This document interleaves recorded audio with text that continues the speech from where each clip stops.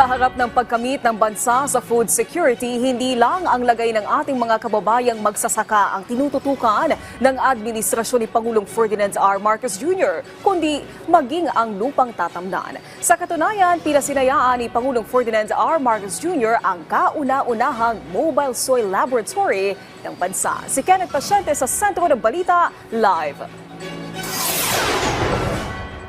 Naomi Makasaysayan, ganyan inilarawan ni Pangulong Ferdinand R. Marcos Jr. ang pagpapasinaya sa kauna-unahang mobile soil laboratory sa bansa na kanyang pinangunahan.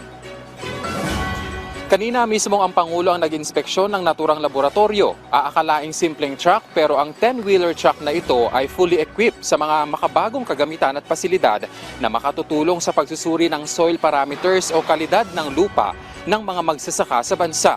Ayon sa Pangulo, magsisilbing daan ang mobile soil laboratory na tulungan ang mga magsasaka ukol sa wastong soil data para sa epektibong paggamit ng pataba, gayon din ang pagpapahusay at pagpapaganda ng kanilang produksyon, kasabayang pagtulong sa mga magsasaka para gawing masagana ang kanilang lupa na magbibigay daan para mapaunlad ang kanilang hanap buhay. May kakayahan ang MSL na magsuri ng higit 40 chemical, physical at microbiological parameter ng lupa at tubig.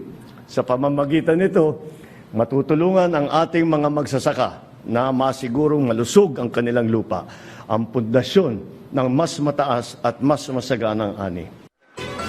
Makapagtuturo rin anya ito sa kanila ng mga bagong kaalaman sa teknolohiya at makabagong pamamaraan sa agrikultura dahil magsisilbi rin ito bilang training facility. Higit pa riyan, Naomi, ang tulong ng naturang laboratorio para bumuo ng mga makabagong teknik sa agrikultura na ayon sa Pangulo ay makapagpapalakas pa ng sektor ng agrikultura at pagkamit ng food security sa bansa. Hindi lamang ito'y nakakatulong sa ating mga magsasaka. Ang mga datos na makakalap mula rito ay magbibigay din sa ating mga tanggapan na mga impormasyon upang makabuo ng patakaran na sumasailalim sa tunay na pangangailangan ng ating agrikultura at sa bawat lugar dahil iba-iba ang sitwasyon. Naomi, nakatakdang umikot ang mobile laboratory sa Nueva Ecija, Tarlac, Zambales, Bulacan, Pampanga, Aurora at Bataan.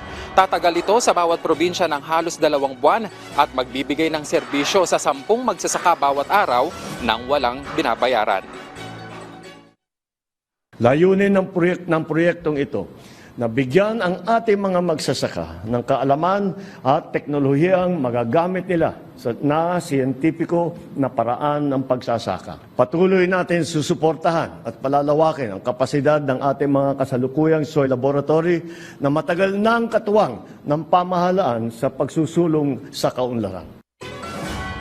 Naomi, bawat mobile laboratory ay nagkakahalaga ng 38 million pesos at sa susunod na taon nga ayon sa Department of Agriculture ay magkakaroon pa ng karagdagang 16 nito at itatalaga yan sa iba't ibang rehiyon sa bansa.